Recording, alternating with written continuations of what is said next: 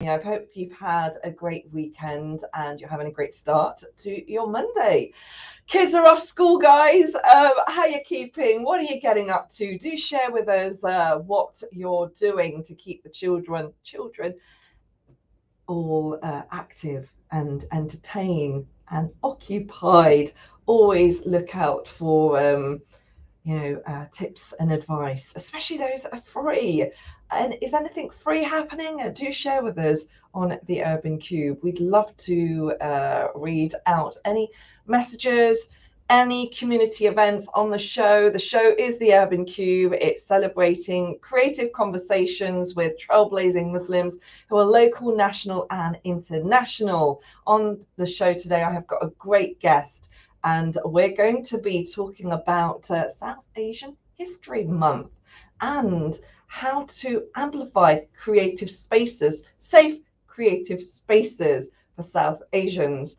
So I'm going to be joined by an absolute talented individual who's going to be talking to me about their creative journey and also what they've been getting up to with some of their projects. So we'll be finding out who that is very, very shortly. It's a guest who is a friend of the show. It's somebody who I absolutely admire, who's also worked in Luton, because they're not from Luton, they're actually from up north. And so it's really exciting to have them join me this morning. They'll be joining me via Zoom. So any technical glitches, I do apologise, but you know what? I'll style it out. We'll wing through this as we always do, because we're all about the good vibes on the show. And the show, once again, is the Urban Cube. We're going live and direct to the wonderful people of Luton surrounding areas. We're going live to wonderful folk in Sheffield on Salam Radio and Peterborough's Link FM. And if you'd like to share any thoughts regarding the conversations today, which are all going to be around creativity, safe spaces, amplifying South Asian voices in the world of theatre and writing, then do contact us on 07779 481822. Something I'd seen last week was National Photograph Day, and it actually made me think about my children. I don't know if you guys have this problem, but I can never capture all my kids together in one photograph with a straight face. They're growing up so fast, and especially with, the recent A-level exams that we've had, and now we're going to be having the GCSE results coming up. It's always good to kind of, capture all the children together in those momentous moments, and no, they're not having it. So I think it'd be lovely to find out if you guys have had that experience where you can't actually get all your children in one photo shot. Kids love taking pictures separately, but getting the family together is always a hassle. That's what I've been finding out. I have mentioned A-levels. Congratulations to everybody who received their A-level results, and they're making their way to university. Good luck, and may Allah make the next phase of your journey prosperous and easy and full of success. And now we've got GCSE results happening next week, coming out next week. So me as a parent, I am a little bit anxious, because I've got one child who's going to be getting the results, but inshallah, it should be good. Whatever they get, it's about just staying positive and focusing on the next stage, the next step. And what's the next step now? Well, it's the show, isn't it? It's the Urban Cube. The time is 5 minutes past 10, and you're listening to me, Shemiza, taking you all the way up to 11 o'clock. And I'm joined by an extraordinary guest this morning who is talking to me about South Asian History Month and creative safe spaces for South Asians. I'm talking to no other than the extraordinarily multi-talented Hafsah Aneela Bashir. She's an award-winning poet, playwright, and performer, originally from East London. She's a co-director of Outside the Frame Arts. She's passionate about championing voices outside the mainstream, challenging the gatekeepers of knowledge and increasing diverse representation within the arts. She's the winner of Jerwood Compton Poetry Fellowship 2019. She's also an associate artist for the Poetry Exchange and was a supported artist at the Royal Exchange Theatre, and is the board trustee of Manchester City of Literature. Her debut poetry collection, The Celox and the Clot, is published by Burning Eye Books, and she's also the founder of the innovative Poetry Health Service, a free online service providing poetry Panxius as a tool for connection and healing with over 80 contributing poets, and can be found producing for the Ahmed Iqbal Ullah Race and Education Trust, a specialist library focusing on the study of race, migration, anti-racist activism, and the fight for social justice. It's an absolute pleasure to have Hafsah Aneela Bashir joining me on the show this morning, all the way, I believe, from Manchester, but she will correct me if I'm wrong, on the show this morning. What a treat to have somebody of her caliber talking to us about South Asian History Month. I mean, you can't get better than that, can you? Assalamu alaikum, Hafsah. I'm good. I'm good. It's an absolute treat to have you joining me this morning, Hafsah. I'm getting all my words jumbled up, but you're going to help me get the words, in context on the show this morning. A treat to have you, Hafsah. How's your morning been so far?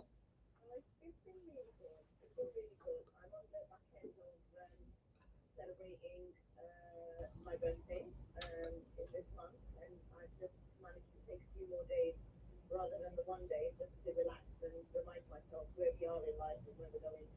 So it's been good. It's been good. Well rested. Congratulations on your birthday, and may you have a prosperous and successful year ahead. May Allah bless you with all the goodness.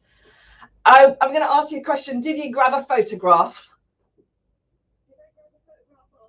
Yourself and the children, because you're also a mum, mashallah, with married children, and we're going to talk about what that's like. Today, what I've mentioned earlier on was about National Photo Day. I believe it was yesterday or a couple of days ago, but it kind of made me giggle because I can never get all my children in one photo, especially now they're getting older. I want to capture these moments. They're getting older, they're growing up so fast. And I want to ask you, are you able to capture all your children in one photograph, and do they make nice faces or silly faces? What do you do?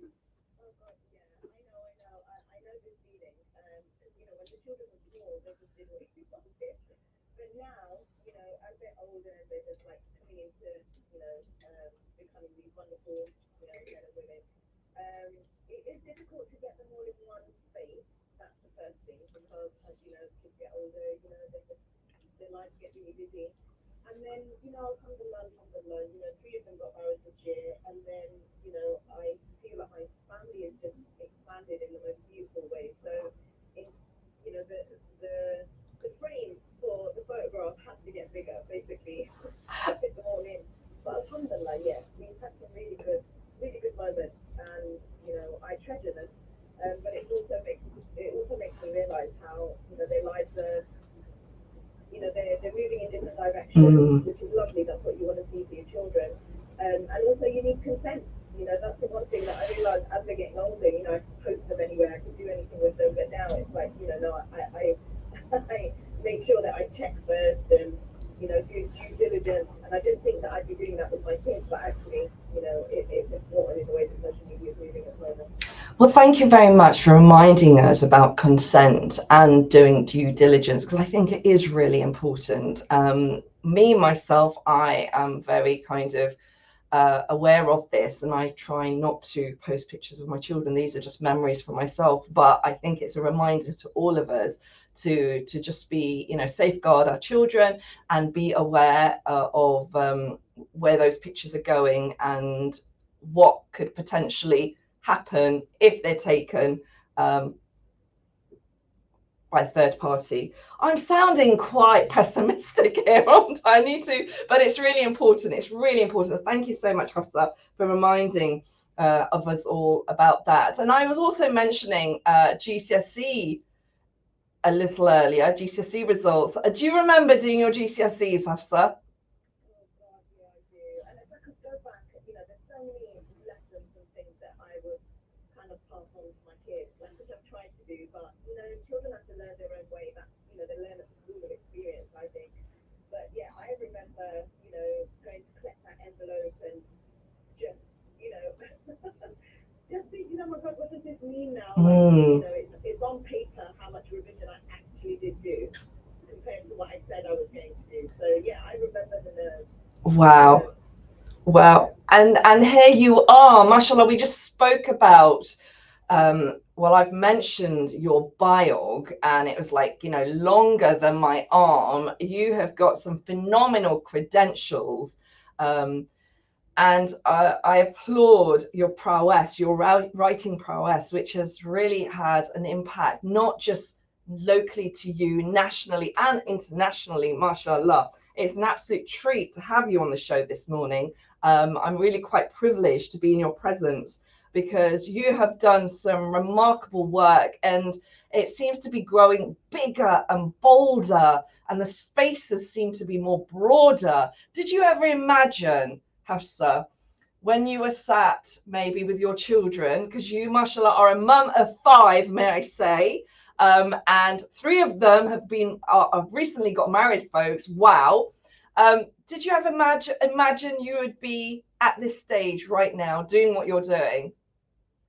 Well, first of all, alhamdulillah for your kind words. And, I just going back to what you were saying then, that when I was opening my GCSE envelope, never did I think that actually something that I enjoy doing, and it was when I Mm. was at school, the only thing that I enjoyed was using my imagination.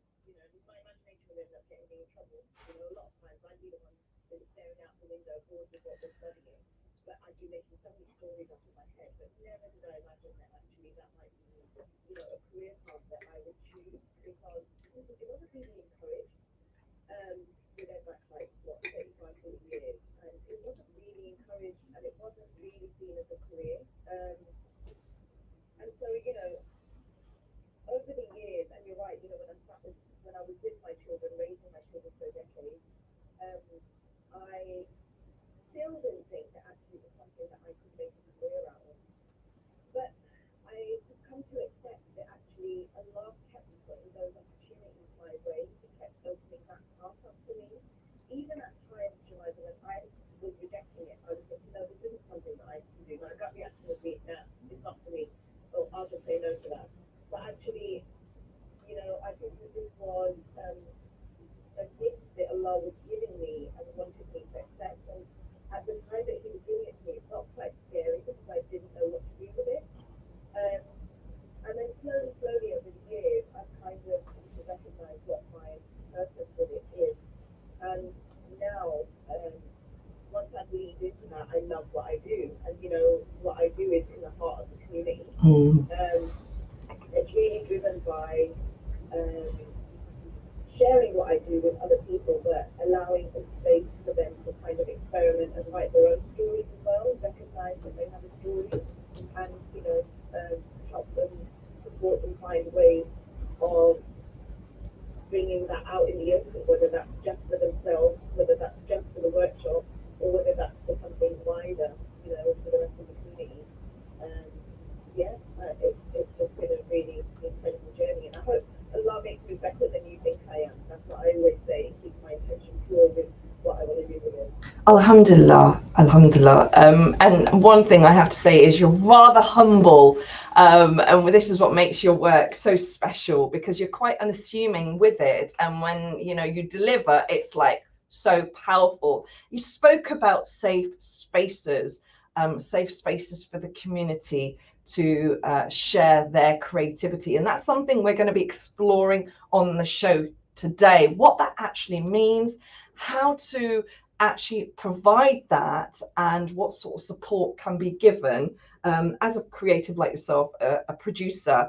Um, Folks, if you've tuned into the show, you're listening to The Urban Cue with me, Shemiza. taking you all the way up to 11 o'clock this morning. It's the 21st of August, the time is 16 minutes past 10, and I am in the glorious company of no other than Hafsah Aneela Bashir. She's an award-winning poet, playwright, and performer.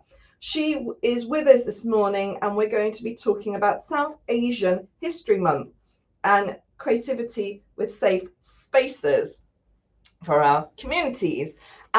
Firstly, Hafsah, I wanted to ask you about South Asian History Month. What is that exactly, and why do we need it? Well, I think it's one of these things that has come about in the last, I'd say 2 or 3 years, I think, and it's recognizing, having a month where we celebrate South Asian heritage, whatever that means, how wide the subject we want to take that. Um, and I'm always asking those questions like, who do we mean when we talk about South Asians? What heritage is it that we are celebrating or focusing or putting, some sort of spotlight on? Um, which countries is it that we're talking about, and who's missing from those conversations? How can we possibly, how can there be one voice that speaks for all South Asians? Can there be? And if not, then what are we doing to make sure that that is as nuanced as possible? What steps are we taking to make sure that we're providing a platform for underrepresented and marginalized communities? So they're the questions that I'm always asking. I mean, South Asian Heritage Month is, there's a lot of noise about it when it happens, and it runs from, I think it's 18th July or the other way around to, or the middle of August. And we do mark the month, from the work that I do at the Ahmed Iqbal Ullah Race and Education Trust. But we're always asking these kind of questions. Who's missing from the conversation, and is it just 1 month that we, celebrate this continent? Is it just this 1 month, or is this something that we should be talking about throughout the year, in much in the same way that we think about Black History Month? That's a year-long thing. It's not relegated to just 1 month where all the activities have to happen within that month, and you end up saturating people and making people really exhausted because that's the only month that we end up doing things in. So yeah, they're the kind of things that we think about, and I can't speak for anything else, but we really try and highlight the experiences and stories that we don't really get to hear.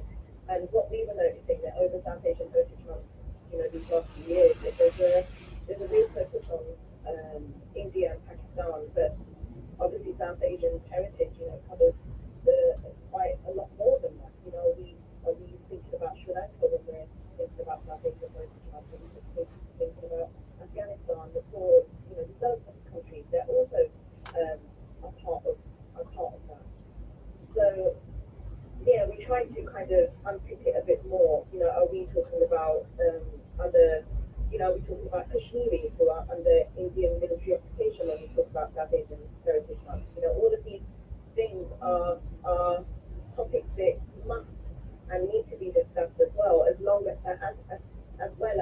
the fashion, the music, the food, that kind of heritage. Yes, of course, but are we really talking about the deeper kind of implications of, excuse me, the deeper implications of colonialism and imperialism, because all of that impacts the way that we move in the world today. Indeed, it does. And who is the audience then for South Asian History Month, do you believe? I do think it's South Asians, across the board. I mean, if you look at all of the activities that, are kind of sign up to South Asian Heritage Month, because, you can make your activities part of it. I do think that there is a wide range of communities, but like I said, we're really interested in, the experiences that we don't really hear a lot of. For instance, and I know South Asian Heritage Month is not all about, the struggle for independence. It's much broader than that. But it often gets relegated to India and Pakistan. But when we think about the South Asian other countries that have had to fight for their independence, we don't really hear a lot about the Bangladeshi independence in Pakistan. on. Of course. At the moment, we're doing a lot of work around Sri Lankan experiences. Mm-hmm. It's something that we're going to be looking at, and we're working with Sri Lankan authors, and um, we're going to be working with the Sri Lankan communities to kind of highlight their experiences of migration and heritage and the things that they might want to focus on. I really like the in-depth look into South Asian History Month, that you're not just looking at it superficially and on the surface, but in greater depth. And I think it's so important to do so. And you're definitely right that it's all sort of congested and put into like a couple of weeks, and we need more to unravel it and to bring that level of quality of delivery as well. How easy is it to kind of maintain this type of work, and is there enough funding for it? That's a really good question. Really good question. Um, it, I mean, I would like to say that actually, when I used to do a lot of community work, Shemiza, I used to work with a lot of organisations that used to say actually outreach is really difficult because Mm. these are hard to reach communities, and it really used to break me because I used to think to myself, actually that's not true. I think you're just being lazy. Mm. It's easy to say that, oh, okay, we can't work with that community because we can't find them. They don't want to engage. They don't want to, be part of what we're doing. But actually, are you actually doing the work to go out and develop these long-term relationships? Are you doing the work of going out and putting yourself in the center of communities and listening, to what activities that they might want to do? How do they want to tell their stories? Um, what are you doing to kind of bridge that gap if there is one? Are you going in with like a pitch rather than actually listening and representing communities in the way that they want? Are you helping them and supporting them with incredible work that they're doing already, or are you just trying to parachute in? Tick box exercise for funding. And really performative. We see a Mm. lot of performative actions. Where people might put a black square up on Instagram, during Black History Month and think that they've done their bit, you know. Um, and it's we try and move away from that and really do the deeper work. Um, And it sounds like you're. You do face challenges. Yeah, you Mm. do face challenges. Of I would course. like to say that you do face challenges as well. It's sometimes like, especially like one of the things that the learning that I took from this year's South Asian Heritage Month. We've tried to make sure that yes, we might launch what we might do during South Asian Heritage Month, but for us it's a year-long program. It's not something that we do one event in South Asian Heritage Month and then for the rest of the year we're not actually thinking about it. And what I found this year with our programming is that it's very difficult to engage like younger people during the holidays, um, because one, these youth centres that they already belong to, they're already saturated. They're already, you have youth workers that are underfunded and already working around the clock with a lot of, young people with limited amount of funding, and they are approached by lots of other organisations who decide that actually their only activity is going to be during South Asian Heritage Month. And then people are really stretched. They're very stretched in what they can do and what they can commit to. So that was just some of the learning around, activities that we had planned this month. And we've kind of committed to doing it, having at least, 3 or 4 more engagements throughout the year rather than just this one month. It's fantastic listening into you, and it's quite a great learning for me too, tapping into what you're saying, because to really kind of do better outreach work. And I'm actually reaching towards the break right now, Hafsah. So we're going to be heading to a break. Inshallah, folks, we're going to be joined by Hafsah Aneela Bashir straight after the break to have more conversations around South Asian History Month, and safe spaces, nurturing safe spaces for creativity. Any questions that you have, please feel free to contact us on 0779 481822. We're heading to the break. Inshallah, join me straight after this for more creative conversations on the Urban Cube. Assalamu alaikum.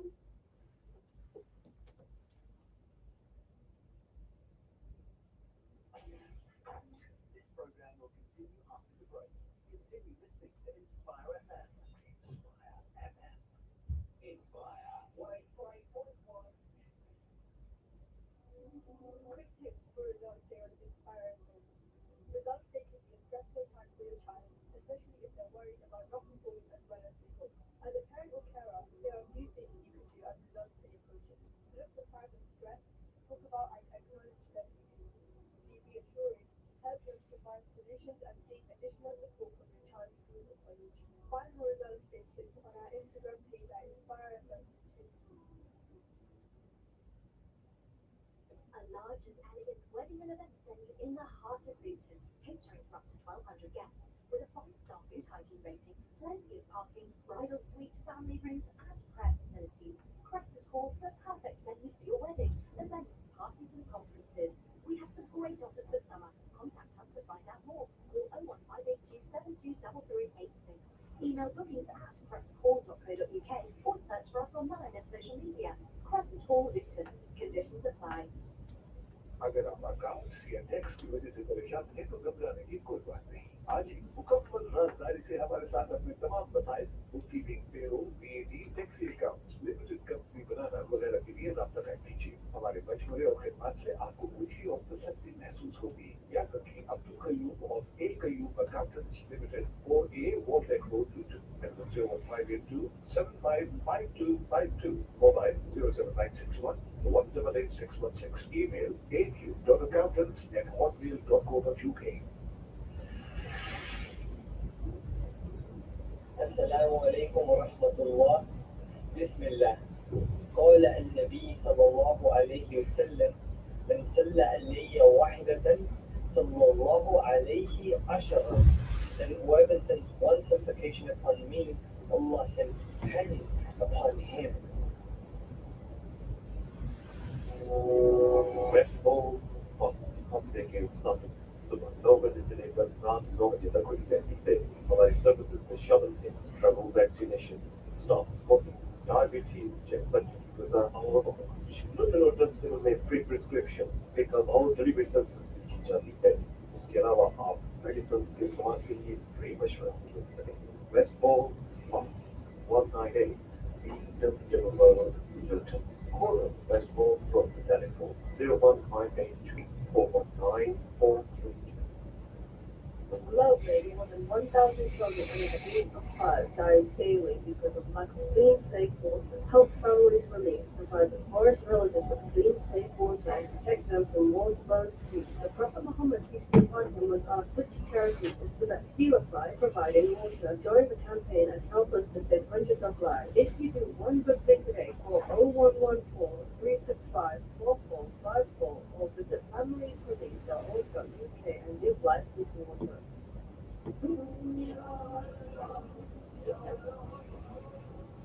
आज भी हम दीन के मामलों में जाहिली की वजह से बहुत सारी गलतफहमी में मुब्तला हैं और इल्म हासिल करना हम पर फर्ज है। हमारे इल्म में इजाफा करने के लिए मैं पेश करती हूँ प्रोग्राम दीन और दुनिया हर मंगल की सुबह 11 से 12 बजे।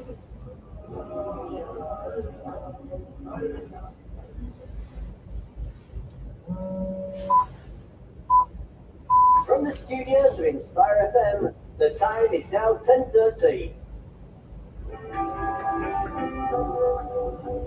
Catch a creative vibe on the Urban Cube with Sister Shemiza.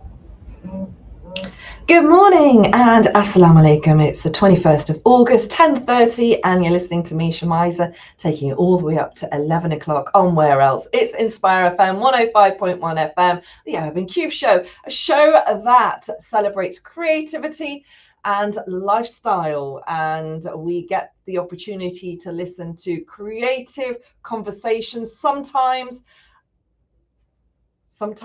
they are candid, sometimes they are kooky, but always inspirational. And that's the whole purpose of this show.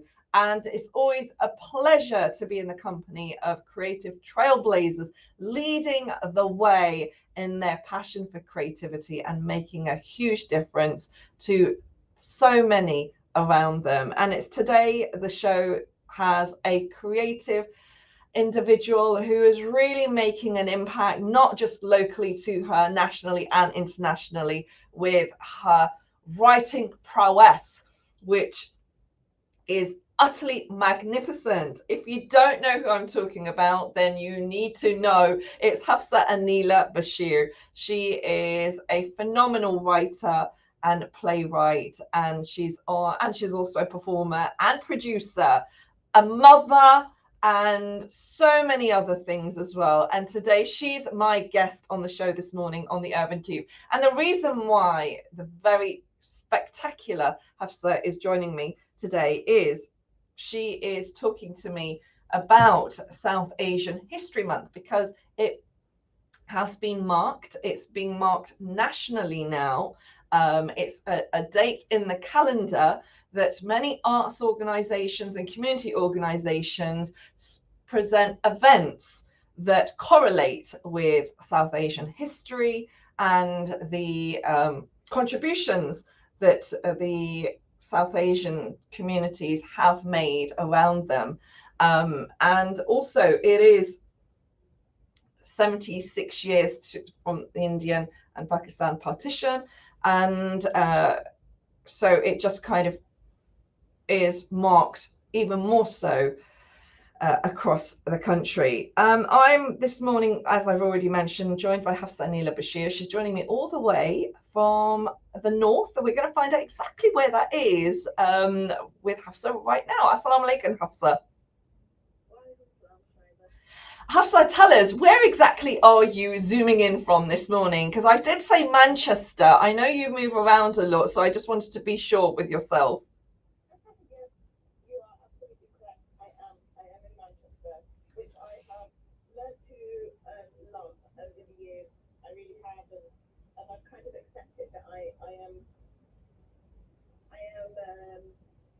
in the north, and the north is now my home. These are the conversations that I've been having a lot recently. Yeah, I do love it up here. And now, Manchester is the capital of the world. well, that's what you think. That's what you think. I beg to differ. I think Luton is love, but you say Manchester. But it's so much is happening in Manchester, especially the north. I mean, Bradford is totally rocking it at the moment. You know, city of culture. Extraordinary stuff is happening in the north, and it's South Asian creatives and Muslim creatives who are really making their mark on the writing scene, the theatre scene. It's just brilliant to see. And they're nurturing these spaces, and you're enabling the nurturing of these spaces as well. So thank you for that, Hafsah. Just to say to our listeners this morning that Hafsah originally was a southerner, you know, East London.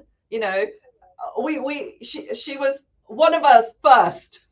And then the northerners took her. It's all right, you can have her for a little bit. She'll be back down here, don't you worry.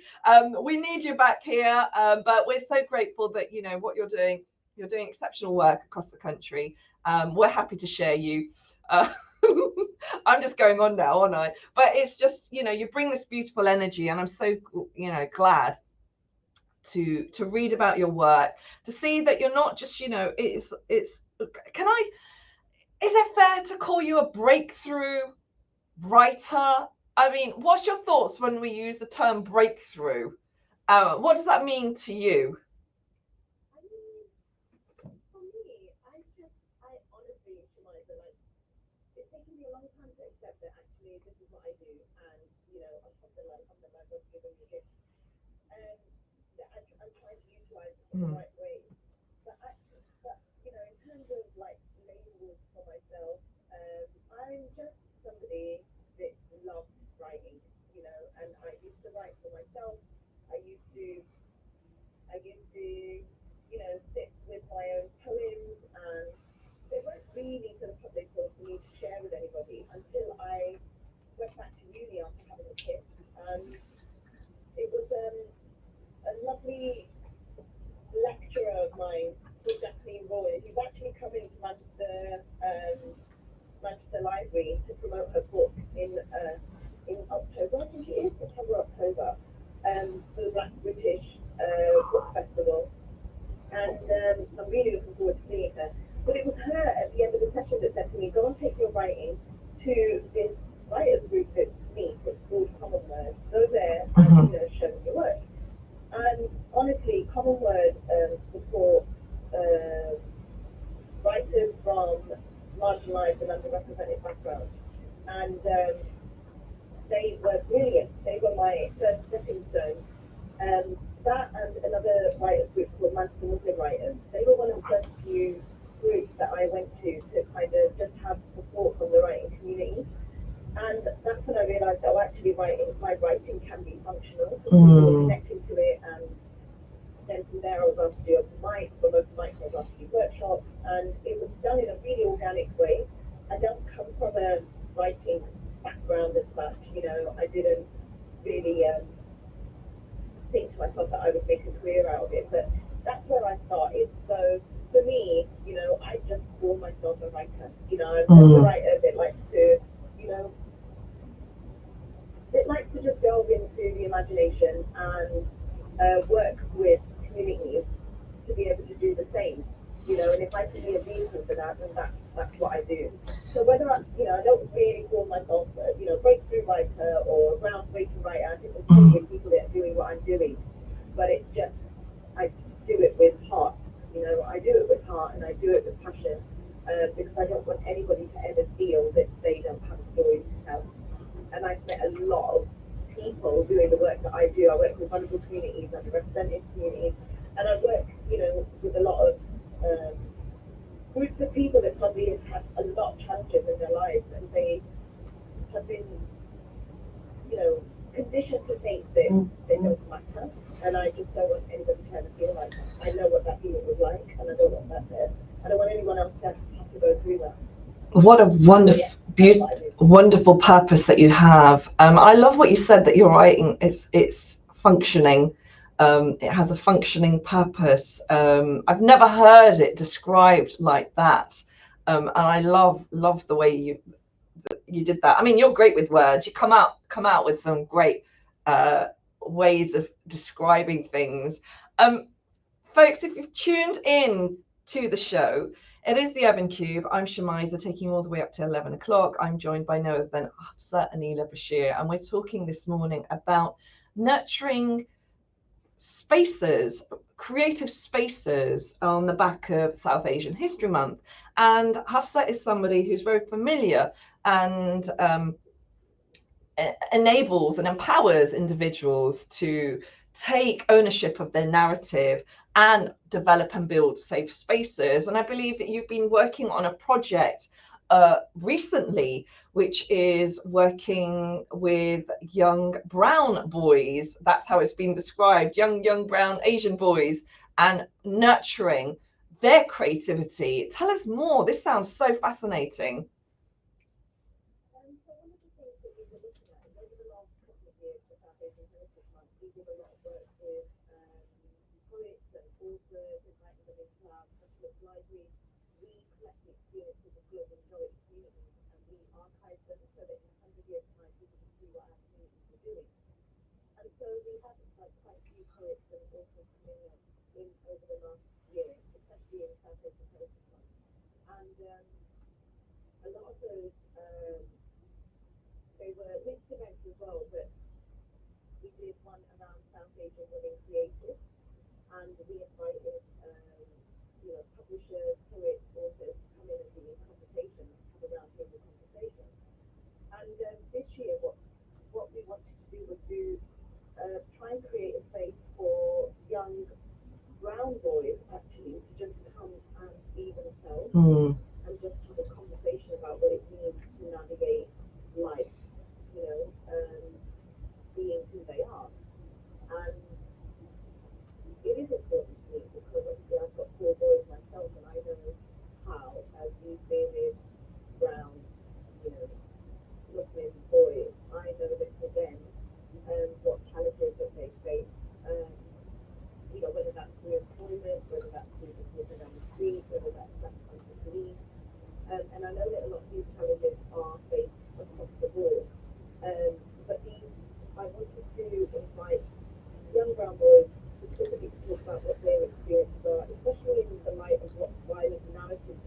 out there from, people like Swallow Braverman, who, was trying to make comments about Pakistani young men. And, just some of the labels that these boys have to face of being terrorists or groomers or, drug dealers. And so we wanted to kind of invite young boys into a space and talk about what does it mean to create safe spaces, like what does it look like for you, and what can we do better in the culture and heritage sector to support that? Why are they needed? And one of the ways that we did that was we invited the three wonderful actors from the award-winning play Piece of Phobia, which was produced by Commonwealth in Bradford, and the play kind of talks about the boys' love of cars and what it means to navigate society as, these brown lads, but also, about the Islamophobia that they face. And so they came down and they did some monologues from their play, and that was then used as a discussion with the young brown boys that had attended. So hopefully we're going to build on that event. It was a really good, well-received event, and we're going to build on that over the next year to kind of look into what it is that the audience might want to do, and see what stories and themes they want to explore over the year. So that's just one of the things that we were doing. That absolutely sounds fantastic, and it sounds very much needed. It does feel that this space, especially for brown South Asian Muslim boys, is not provided enough of. Peace phobia, I've read about it. It's something I really want to watch. I hope we can bring that to Luton, because I just feel it'll be so relatable to a lot of our youth here. But I want to ask you, Hafsah, what was the response and reaction from the audience, and who was the audience watching this? Were there other youngsters, brown boys in the audience? And how easy was it to encourage them to come and watch this and feel that, you know what, this is a safe space for you? You're not going to be labelled, you're not going to be judged. We're not here to do a tick box exercise. This isn't funded by some form of agenda, because there is always that, isn't it? There's that conflict of, whose agenda is this? It is a really good question. So they were youth groups, local youth groups. I mean, the one that came furthest out was from In Situ in Pendleton, and they were local youth groups in and around the Manchester town centre. And I must say that one of the challenges was, like, how do you provide incentive for young lads to come to a space where they probably haven't ever discussed something like that before? Specifically, like, what does a safe space look like for yourselves? They probably experience it in different ways, but they didn't really ever attend an event which focuses on that specifically for them. And so, that has its own challenges. Like, how do you get these young lads to come in? And, they're just thinking, well, what on earth is this? What do we do? Do we have to speak? How long is it going to be? What do we have to, talk about? And so it was kind of like quelling some of those kind of, inquiries, in a way that gives them kind of encouragement that, look, there's no obligation on anybody to do anything other than just come and listen, and then maybe, if you've got any questions for the panel, you do, in the Q&A, that, some of that can be addressed. And it was chaired by Miraj Islam, who's a senior lecturer at Salford University, and it was interesting. It was really interesting to see what those safe spaces are. And a lot of the audience members did say that actually for them, safe spaces are the masjids, And if they were the masjids, it was the car garage. For away in their cars. Yes. If it's not that, then Or it's in the car. Yeah, well, I mean, for one of them, he said that when he's in his car, like, the whole, like, another 5 hours can go by and he just has no idea that he's just at peace because he's working on these cars, which, from the outside, these boy racer cars are seen in a really negative light. Yes. Someone we really understand Mm. So, but what these boys were trying to say that for them, you know, these cars are like their own like little mini worlds where they sit and they can have a bit of peace, you know, and you know enjoy what they're doing. And for others, it was you know one of the horse rides, you know, and he said that you know some of the challenges that he's faced, you know, when he's horse riding, you have like a lot of the white community just look at him thinking, you know, are you using these stables for a farm or you know, Goodness, right. you know, like Mm. you know what are you here for kind of thing. Really making them feel this is a space that they don't belong Mm. in. So yeah, it was interesting. It was very interesting to kind of like you know one organise that event in the first place because it did come with its challenges. We wanted it to be like overall not faith based, but actually to the engagement that we had it was very much faith based. And we also you know wanted to kind of not open it to the public.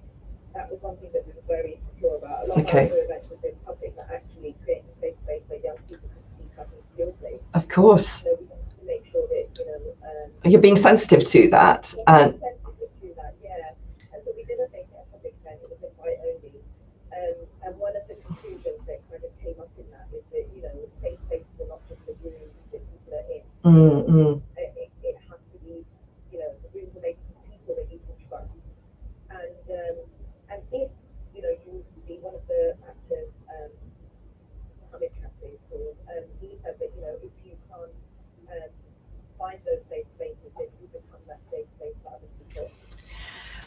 So it's an yeah, it was very interesting, really, really quite sensitive, and it sounds so poignant as well and significant. And what makes this extraordinary is when I'd come across peace phobia, I was just like blown away. I just loved the concept. I thought this is so cool. Cool things sometimes have a very small shelf life. They're done and they're just shelved and nothing comes from it. But here you've used that stimulus to actually create and make it sustainable in the sense of encouraging conversations. How did those three actors feel about that? The fact that they've been approached, you know, what was their thoughts about what you'd done?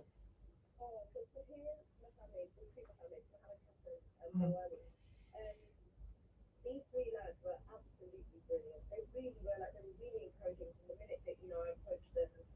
They really were keen to talk about their experiences in the play, and you know to share that with other young brown men. You know, no matter what place you're from, you know Mo Ali organises these car shows which is open to all of the community, and he said that that is like um, a safe space because he said that for him, you know, when he sees how all the community have come together through their love of cars, you know, it's for everybody, it's for families, it's for, you know, it doesn't matter where you're from, you know, it's an open space for everybody. And they were really keen to kind of come down and share their experiences. And I think the young boys really benefited from it, you know, because the real conversation happened after, you know, the Q&A finished, and it was like... It's always the case, isn't it? Yeah, and, you know, you could see these, you know, these groups of lads... Oh, wow. You know, talking to each speaker, and the chair as well. And, you know, that's where we could tell that actually this is where the real conversation is happening. So you know, we just hope to kind of build on that. But you know, just going back to the actual play itself, Peace Phobia, I would recommend anybody to just go and watch it. It is touring. I think they've been to Edinburgh by now, or it might be still going to Edinburgh. I can't quite remember, but you know, really watch out for it if it does tour, because it is a brilliant play. They're literally building a car on stage. Oh my gosh, phenomenal. I've been observing and watching, and I do hope they come down to Luton because I do believe there is an audience here who would really, really appreciate and benefit for a project like that, but also a Q&A, very much needed. Exciting stuff. How do people get in touch with you, Hafsah, and how do they engage with the work that you do? Well, I'm on Instagram on RedWiz1, REDWIZ1. And I am also on Twitter, and that's just Hafsah underscore A underscore Bashir. So I am on there. You can find me on Twitter, you can find me on Instagram, and I am on Facebook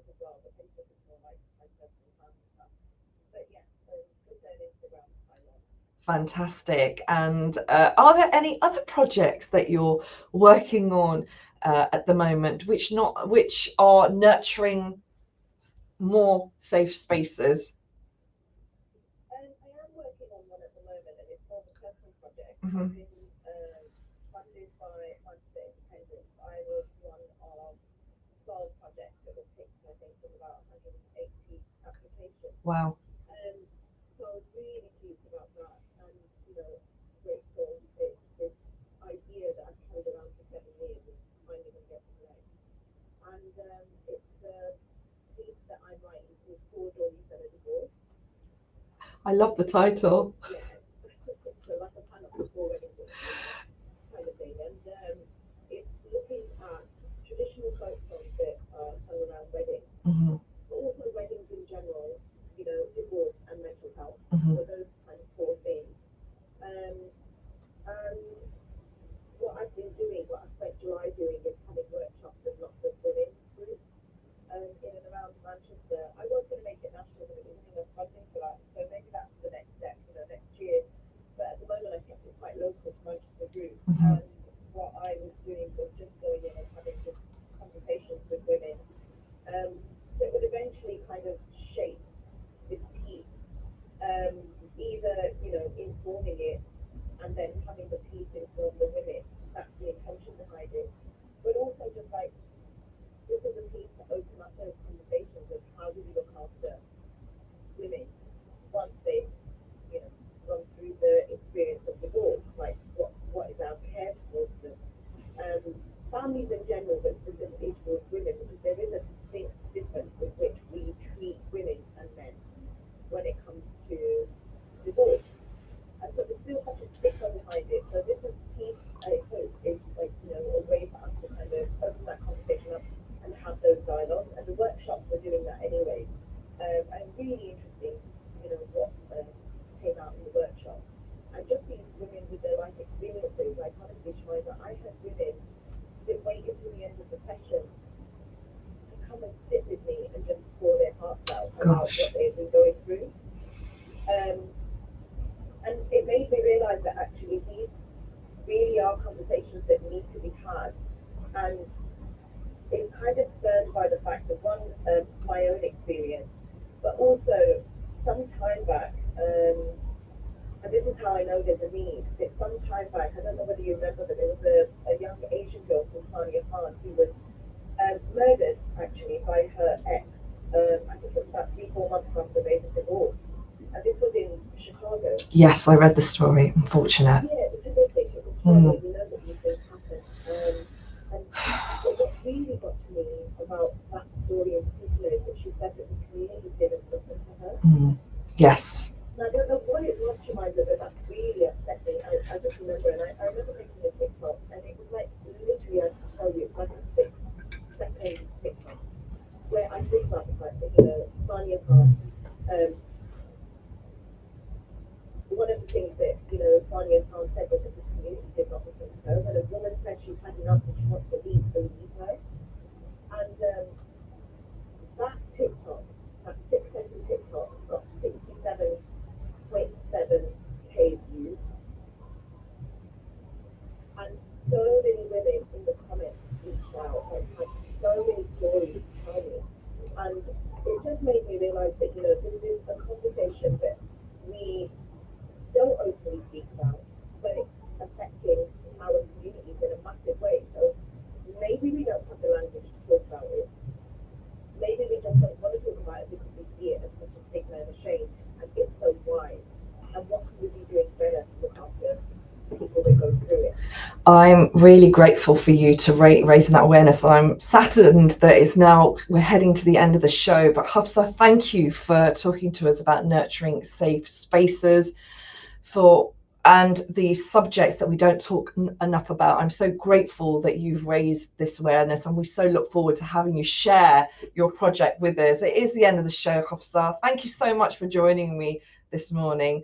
And inshallah, we'll be catching up more next week. Assalamu alaikum. My pleasure.